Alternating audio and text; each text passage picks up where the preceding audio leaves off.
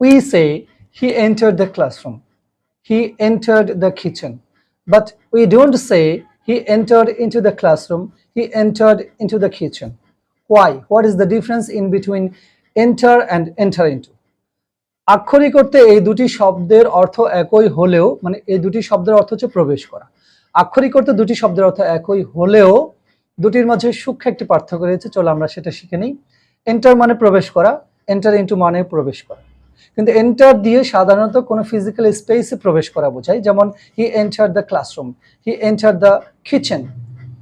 কিন্তু enter into দিয়ে প্রবেশ করা বোঝায়, সেটা প্রবেশ করা বলতে কোনো কিছুতে যুক্ত হওয়া, কোনো কিছুতে সংযুক্ত হওয়া। যেমন আমরা বলতে পারি he entered into an agreement, অথবা আমরা বলতে পারি we entered into a discussion. So enter এবং এন্টার ইনটু এই দুটি শব্দ তো আশা করি পরিষ্কার হয়েছে, clear? Okay, thanks for clicking to watch my video.